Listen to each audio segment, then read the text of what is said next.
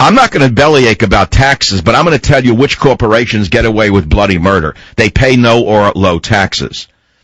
In a blatant payback to General Electric for its political support of the president's policies, Obama appointed GE's Jeffrey Immelt to the position of job czar, head of the President's Council on Jobs and Competitiveness. Immelt defined his mission as making the commission a sounding board for ideas and a catalyst for action on jobs and competitiveness. That's a nonsense story. Immelt has done that by making our economic adversaries more competitive through outsourcing American jobs overseas and continuing to undermine job creation in the U.S.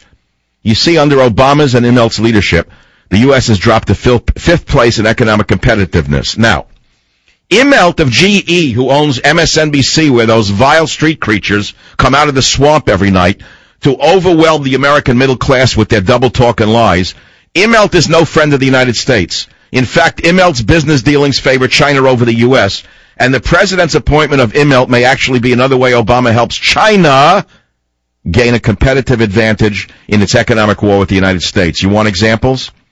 Its reward for political crony, General Electric, whose political lobbying arm, GPAC, donated $2.4 million to Dems in order to get cap-and-trade legislation passed. Now, would you like to hear what happened as a result of that?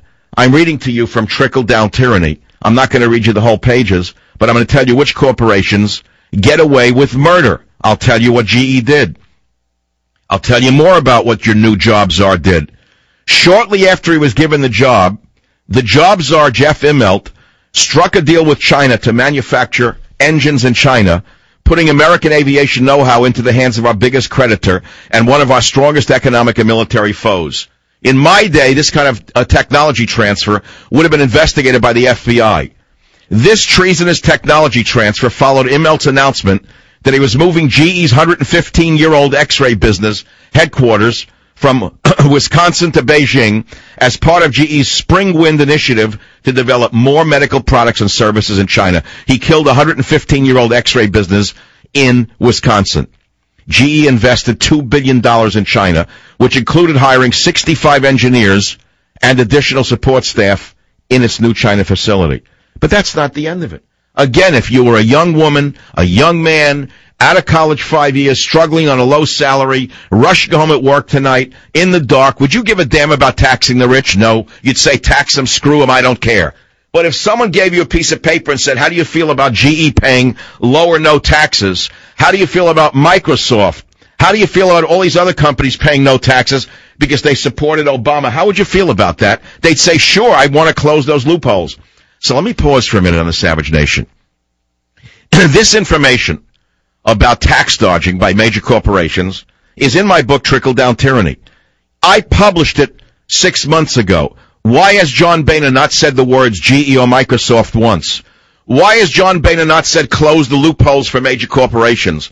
You know the answer. The answer is both parties receive tremendous campaign finances from these companies. So let me read you the rest of it. Microsoft, great company, Mr. Sweater, Bill Gates. He seems to be taking a lesson from Immelt.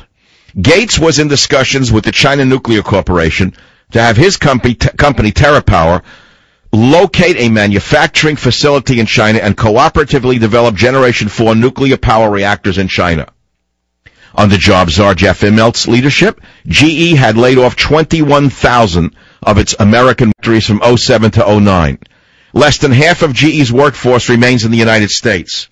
The stenographers who pose as journalists in the new Obama government media complex never raised these points. They haven't even questioned GE's tax status either. Although the company declared $14.2 billion in profits in 2010, up 77% from the previous year, more than $9 billion were earned offshore and were not subject to the 35% U.S. corporate tax rate, the highest in the world. GE wasn't taxed at the 35% rate. GE wasn't taxed at all for its U.S. earnings. In fact, not only did GE pay no taxes on the $5.1 billion it earned in the U.S. in 2010, it actually got a $3.2 billion corporate tax credit. You want to talk taxes? You want to talk about taxing the rich? How does GE get away with this? I'll tell you how. General Electric maintains the largest and best corporate tax department in the world. Did you know this? Did you know that they hired over 1,000 former IRS agents to work for them to create loopholes? Now, do you think the corporate giant got away with murder in 2009? Its 2010 corporate tax return was 57,000 pages long. Its profit, $14 billion, 3 times the year before. Once again, GE paid no corporate taxes. You see, Immelt of GE benefits immeasurably from Obama's selective Leninist tax strategy, which is built on providing political favor to the administration's allies. That Obama would even consider appointing an anti-American, anti-jobs mogul like Jeff Immelt to the position of job czar should be an impeachable offense, but it isn't. Why? Because the stenographers in the media, including those on Fox News, say nothing about these corporate tax dodgers. You have to ask yourself why. Well, you can figure out why.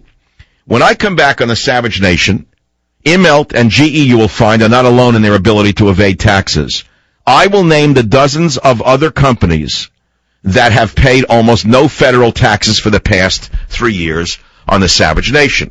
I invite you to call me at 855-400-SAVAGE, 855-400-7282, and if you want to see that list yourself, so that you can, I don't care if you're a Democrat and you're saying tax the rich, screw them, I'm sure you'd like to see these corporations pay their fair share. It would help balance the budget, wouldn't it? I mean, Obama has a lot of state dinners to give it $1 million a pop. It's got to come from somewhere. Call the number 855-400-SAVAGE. I'll be right back. Savage.